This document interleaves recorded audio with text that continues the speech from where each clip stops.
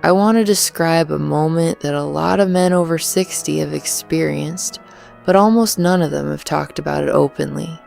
You're with someone new, someone you genuinely want. Maybe it's been a while. Maybe the attraction is particularly strong. Maybe the combination of desire and novelty and the weight of wanting it to go well creates something you weren't expecting, and before you know it, it's over. You come, and it wasn't a failure or disorder, just a moment that got away from you. And the feeling that follows, that quiet, private frustration of a man who knows exactly what he wanted that encounter to be and watched it fall short, is something most men carry completely alone. And it's because this is not a conversation men have. Not with their doctors, not with their friends, and certainly not with the women they're with. So they carry it, and they go into the next encounter hoping it goes differently. And sometimes it does, and sometimes it doesn't. And the hoping, after a while, becomes its own kind of anxiety. And that anxiety, as I'm going to explain today, is part of what's making the problem worse. What I'm going to give you today is not a trick. It is not a mental distraction technique. It is an understanding of how your body actually works at this stage of life, and a specific practical method that puts you back in complete control. Not sometimes, consistently. If you're new here, I'm Dr. Valerie Hayes, and every week on this channel I have honest, practical conversations about sex for men over 50 that most people won't have anywhere else. Hit subscribe right now and stay with me, as there's more to come.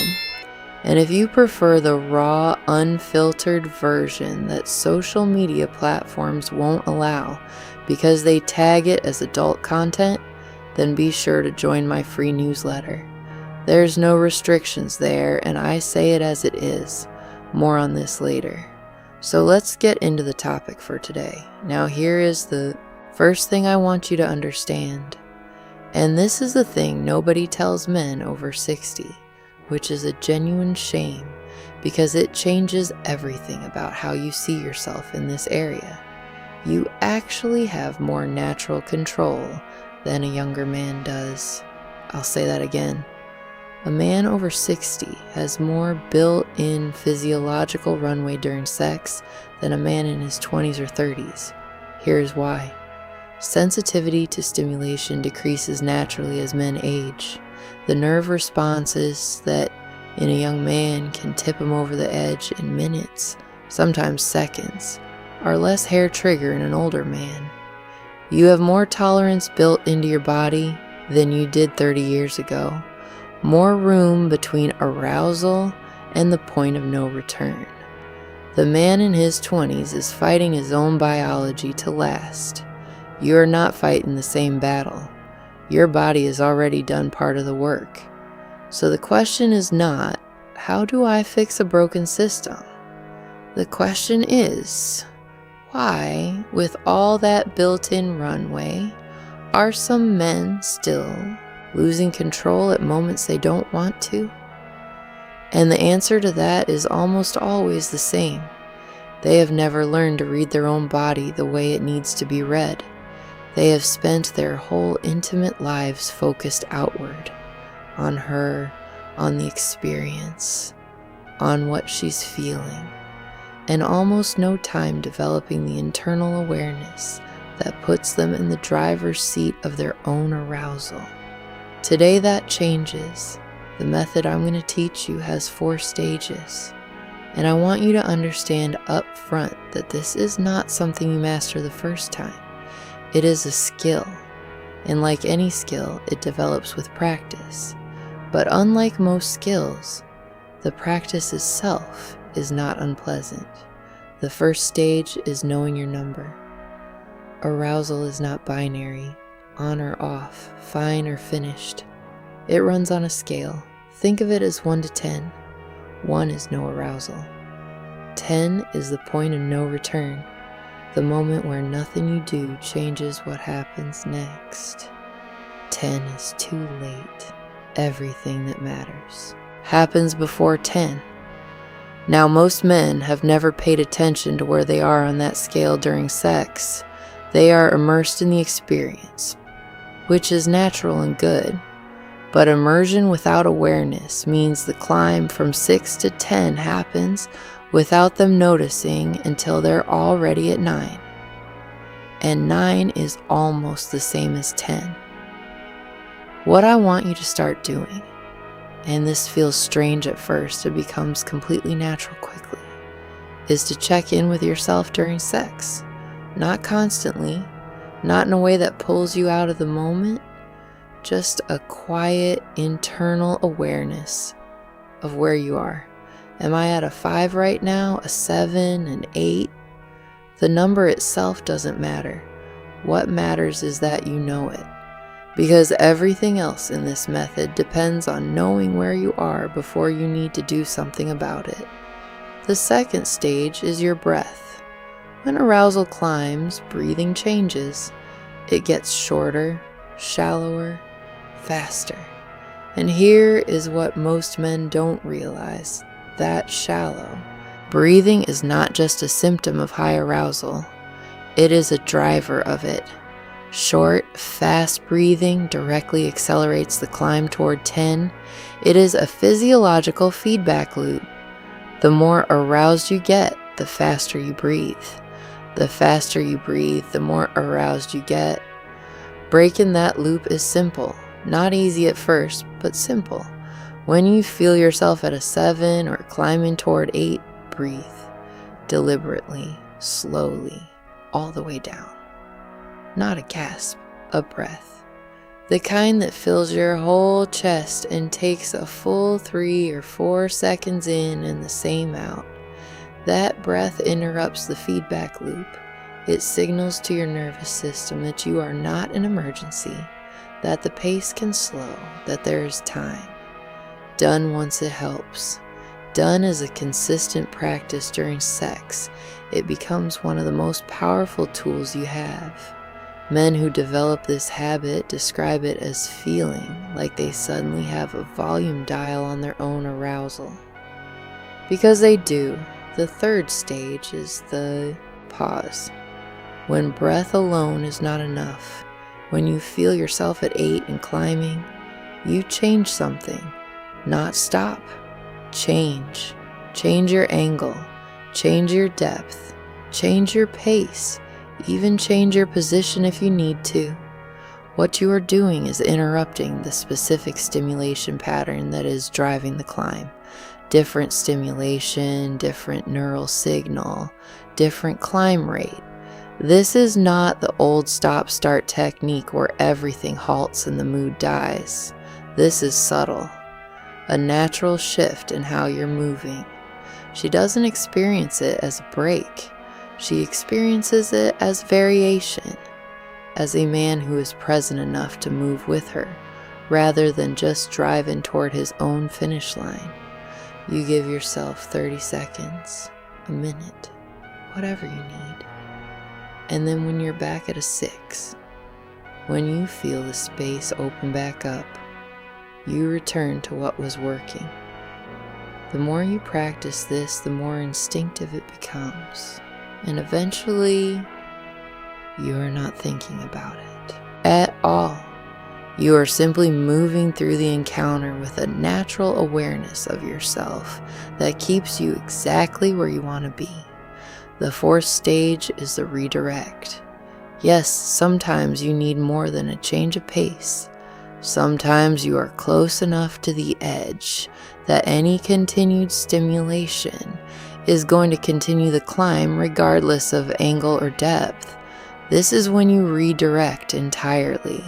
You move to her, your hands, your mouth, your voice. You take yourself out of the direct stimulation entirely for a few minutes while keeping her completely in the experience, keeping the encounter alive, keeping her arousal building. She does not experience this as you pulling back. She experiences this as more attention, as a man who is genuinely in no hurry to get anywhere, as exactly the kind of lover I described in the video on what women actually want in bed. If you haven't watched that one, go back and find it. It will make everything I'm saying today land even more completely.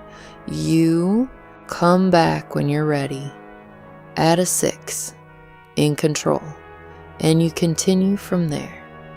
Now I want to talk about the mental side of this, because the method only works if the mind is in the right place. And this is where a lot of men undermine themselves without knowing it. The moment a man starts monitoring himself, watching himself, evaluating himself, anxious about where he is and whether he's going to be able to hold on, something happens. That anxiety creates tension, and tension accelerates everything. The very act of worrying about losing control is one of the things that causes it. I did a full video on this called Why Your Erection Vanishes Right Before Sex. Go back and watch it if you haven't, because what I explained there about the spectator switch applies directly here. The same mechanism that kills an erection when a man starts watching himself from outside also kills control. Anxiety and presence cannot exist in the same moment, and control requires presence. So the mental instruction is this: trust the method, check in with your number, use your breath, make your adjustments, and then return your attention to her, to the room, to the experience. The method runs underneath your presence, not instead of it. When you have practiced it enough, it becomes as automatic as breathing. You will not be thinking about it. It will simply be happening quietly while you are fully in the encounter. That is the goal. A man who is completely present with a woman and simultaneously in complete control of himself. Those two things are not in conflict. They are the same thing when the skill is developed. I had a client from Texas, I'll call him Willie. Early 60s, sharp. Came to me after what he described as a pattern he couldn't break. New women, specifically. Women he was particularly attracted to. The desire and the novelty of it would spike his arousal so fast that by the time he realized what was happening, it was already too late. And each time it happened, he would carry the memory of it into the next encounter, the anxiety building on itself, the anticipation of it going wrong almost guaranteeing that it would. The problem was that he had never been taught to read himself. We worked on the method I just described over several weeks, starting with the number, just learning to notice where he was at any given moment, then the breath, then the pause, building it layer by layer until it was a complete integrated practice. He came back to see me about 2 months later. He sat down and he had a different quality about him, settled. He told me he had been with someone new, a woman he was genuinely excited about, which had always been the highest risk scenario for him. And he said, I was in complete control the entire time. And he said the experience was unlike anything he'd had in years. And it wasn't because he lasted longer, but that he was actually there for it, all of it. That is what this method gives you, not just duration, presence, the ability to be fully in an encounter from beginning to end without a part of your mind managing an emergency. And I want to close with this. A man who is in control of his own experience during sex is a man who can give a woman the time her body actually needs. He is not cutting things short because he can't help it. He is not apologizing for timing that wasn't his choice. He is moving through the encounter on his own terms, present, attentive, in no hurry.